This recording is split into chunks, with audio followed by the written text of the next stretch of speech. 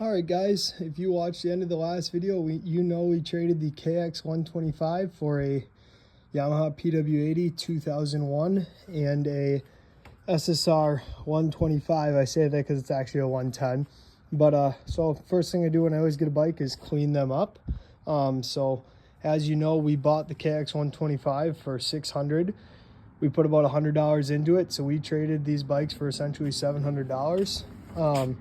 We're going to dive into the PW80 first. Alright, so what we know about the PW80 is this bike starts up first kick, allegedly runs really good. I do know a couple things about it. If the petcock is left on, it leaks out of the overflow in the carb, so we're going to have to look at the carb height on this, or the float height on this bike. It does have an FMF pipe, which is really nice, and the FMF shorty silencer. It does have one real nice dent in here. I don't have a way of fixing that, so it's just gonna have to stay as is. It is missing the wheel tensioner here, so the seller said that if you ride for a while the chain will pop off, so I ordered that. Rims are in really good shape. Rear tire is bald, we're gonna need to replace that. Other than that, the bike starts up right away and runs really good. So first thing we're gonna do on this bike is a carb clean. And we will jump into that. We're going to save the SSR 110 for another video. I just kind of wanted to tell you guys about it, but let's get this bike in the garage, take a look at the carb. Oh, another thing about the PW80, the wrong grips, so they don't fit right, so I ordered those. Broken lever, I believe I have one, otherwise we'll order a new one. Both front and rear brakes work good and suspension is good. So as I said, let's get into that carb quick. All right, so first step to get into the carb is pulling off the gas tank.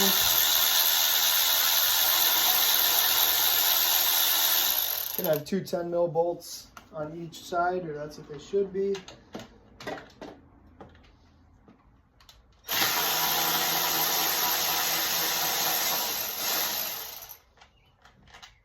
I do not believe this is the right hardware on it, but we're gonna roll with it.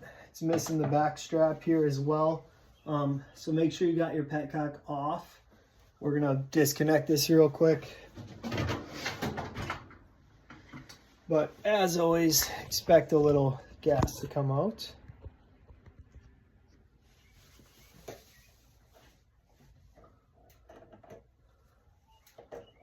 Wonder if it's the petcock leaking or if it is the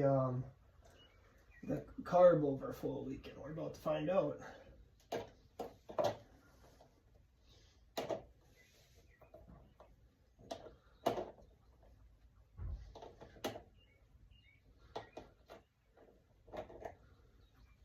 Nope, petcock doesn't leak, so that tells us it's the carb. We can get our gas tank off. This thing is full. Okay, hopefully that doesn't leak. Other thing, the oil direct injection oil pump has been deleted allegedly. I still see the box there and the line going to the carb, so we're gonna see if that is pumping oil. I know the tank is, actually it can't be because the tank is removed. That would be right here. So I'm guessing it's just hooked up there to not have a vacuum line. But we're gonna go ahead and get this airbox side disconnected next. For the airbox side of the carb, it's just gonna be a little clamp with a Phillips. Get that loose. Oh wow, that is brittle. We're gonna get a heat gun on that real quick.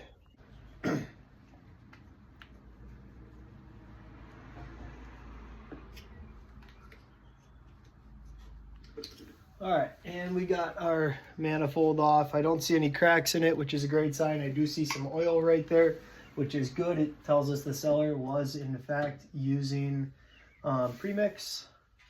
Next, we're gonna get the hose clamp off to the ends, or the screw off to the intake side.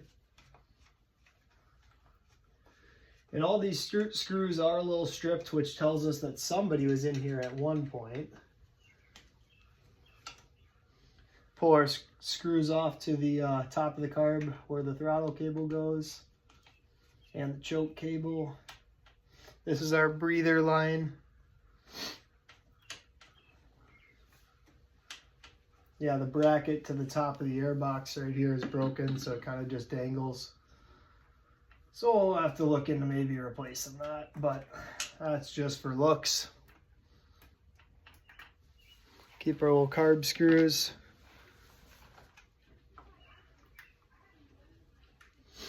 Pull our throttle and choke cable out. And, oh never mind, the airbox is on the other side as a normal bike, so it was on right. Alright, we got our throttle cable loose. We'll just let that dangle over there. Our carb should be free. Oh, I got to disconnect it from that oil line on the back.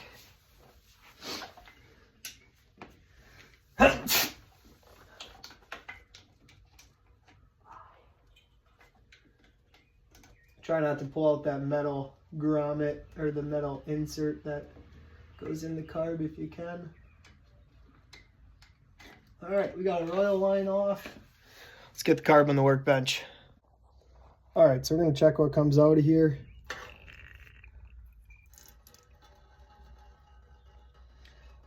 Definitely mixed pretty heavy with the oil. He said he used AMSOIL Dominator, which is good oil. But we got some gas out of there, which is good. Let's get cleaning the inside. Alright, first thing we're going to do on the carb is drop the bowl. And as I mentioned, somebody has definitely been in here in the past because these are stripped. As always, keep your hardware in a pile.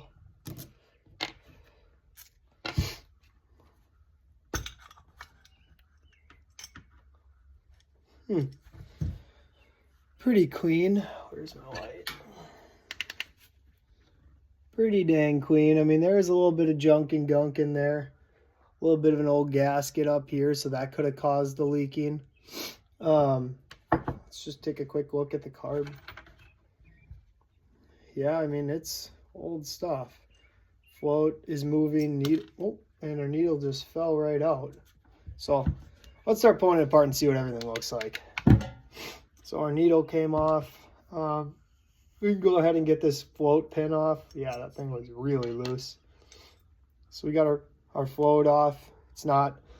Doesn't have any gas in it, telling us there's no pinhole cracks. Yeah, the gasket in here is definitely looking rough.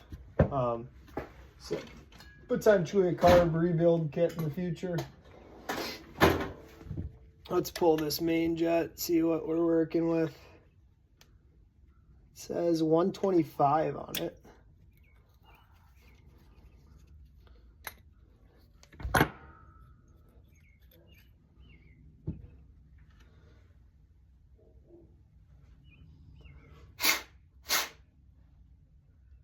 Oh yeah, she's crystal clear, which is not surprising to me because obviously the bike was running pretty good. I know I didn't start it up for you guys yet, but it started right up and ran pretty dang good.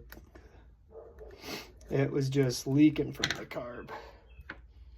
We got our pilot out here. Does it say what size it is? 15.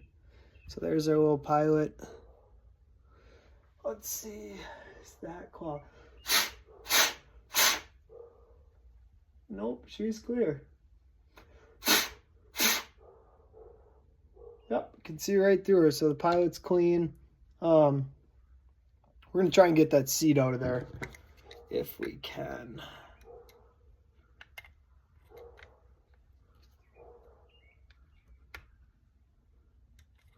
I believe we got it to budge there. Yep, we should be free.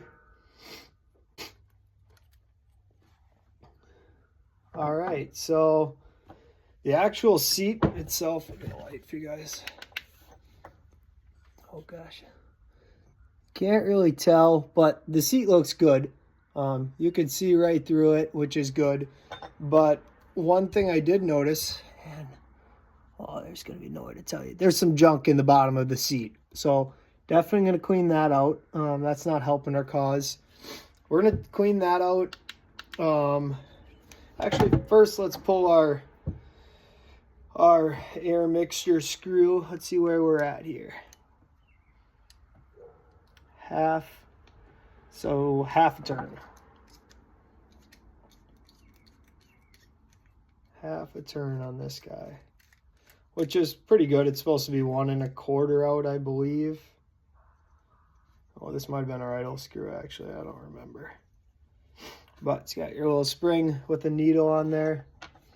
And you can check down there to make sure there's nothing else down there. Yep, looks clear. Let's pull this other screw. One of these is the air fuel and one of them is the idle.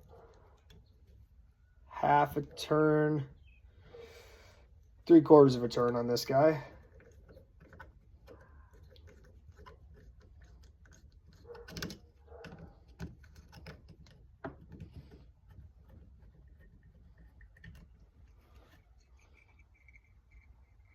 And this guy's got a spring too. So one of these is the idle and the other is the air fuel. They're both half a turnout and then 3/4 of a turnout, so that's pretty good.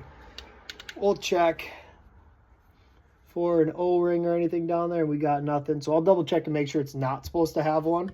And if it is, I'll get one. But so that all looked good. We're gonna clean everything up, and then after we get everything cleaned up, we're gonna put it back in and we're gonna look at that float height and see if that's anywhere near where it's supposed to be. All right, guys, so I want to show you why this float was leaking. So as the carb sits, that's how the float's adjusted, meaning it is just going to keep dumping fuel and dumping fuel and dumping fuel because of how this float is set. So yeah, it's just crazy to me. So I just got to set upside down. You want this to open just a little bit, but our issue is the needle. Let me pull it out to show you guys. So this needle height is too big of a, that little gap in there is too big, and the float, this little tab isn't bent to adjust for that. So the carb isn't even opening, it's just staying wide open, if that makes sense. As I'll try and show you here again what's going on.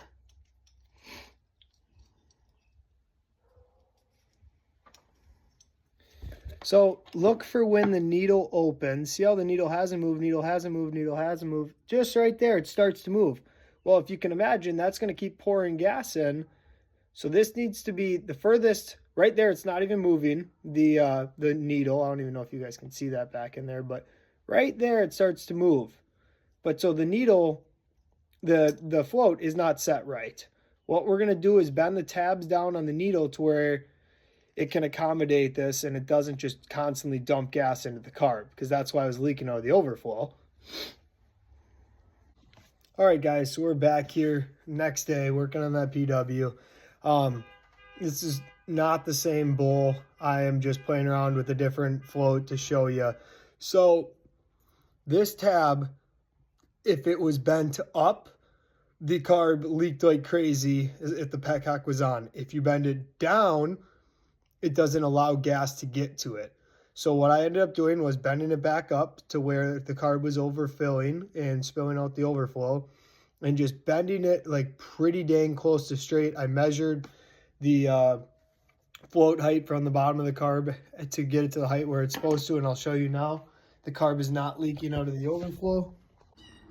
All right, so we got our gas line put on. We know we have gas in the tank. We know we're getting good gas flow to the petcock and out the petcock. Turn it to reserve.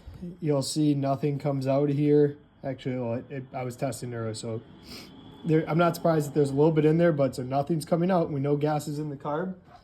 And you know how we can test this? We will unscrew this just a tiny bit, and you'll see gas should start to come out.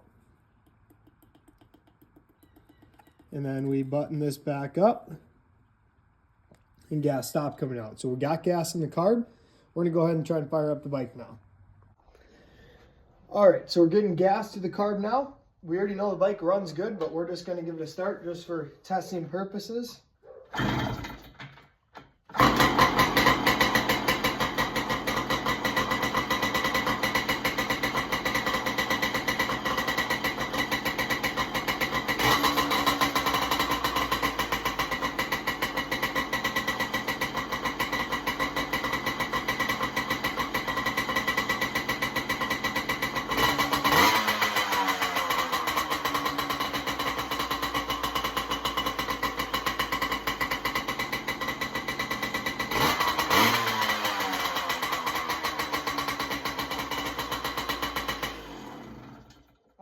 so the bike runs good and it was not leaking, which is great.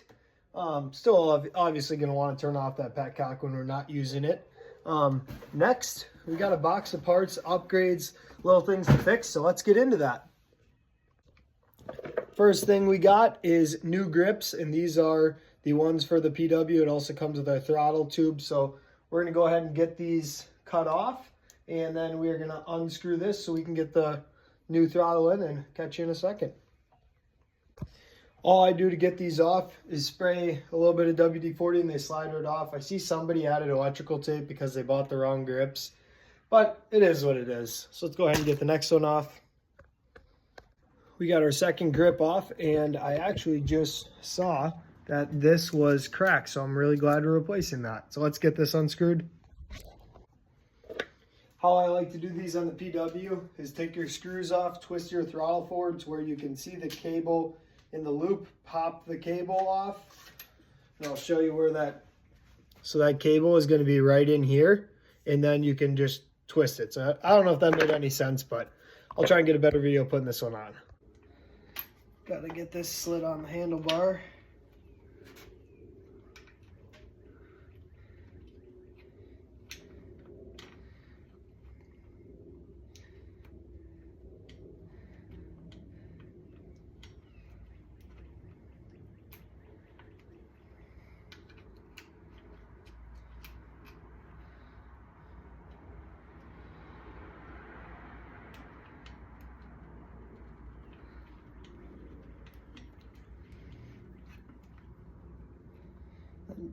Once you got it in, you can just get it slid over the groove, and then you can feel your throttle is going to work and spring back, so you can screw your screws back in.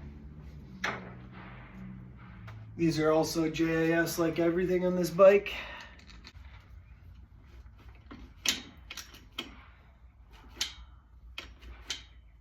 Springs back right away, so that's, you know, we're good. This lever is also a little busted at the end, so I'm gonna see if I got another one. Good. This lever is also a little busted at the end, so I'm gonna see if I got another one. But next we can get the other brake or the other grip on. We're gonna spray some WD-40 in there, or brake clean in there, just to make it easier to slide on. An air compressor also makes this a lot easier if you got one. I should have taken off this tape, but I was lazy. And now I'm fighting it.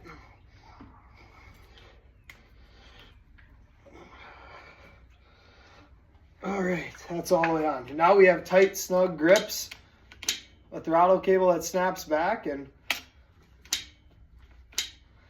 we're good to go. All right, next we're going to check if I got a lever for it. Unfortunately, I don't. I'm not going to order one. It's really not that bad. It's just the end little nub bent off, so we're going to throw this one back on. All right, and so there is just a little bit of slack in here. I want to tighten these up just a bit. What I am going to do that is thread this nut a little bit tighter. That'll help it grab just a little bit more. Use a little wrench for that. I was mistaken. Actually, you're going to want to loosen this nut, thread this counterclockwise, tighten this back up, and now you can see our brake fully grabs quickly. Let's check out our rear brake real quick. Unfortunately, you can't do it on the stand because this hits, but now you can't spin the tire to know. But it seems pretty dang soft. So what we're going to do is tighten this wing nut up. You can always match this dot up with the one right here, and that's so you know nobody messed with this before. But so yeah, so we're just gonna tighten up this wing nut, and then it should make this a little stiffer. And yes, we could replace the shoes if we wanted, but we're not gonna do that today. All right, so we got the rear brake adjusted. Really, the only other thing that needs to be done on this bike is mounting up the new plastic that the seller is giving us, and we need our tensioner here, like similar to on this side, and that is on its way in the mail. So bike runs good. I'm really happy with everything right now, but we're going to put a pause on this one and we're going to start working on the next one.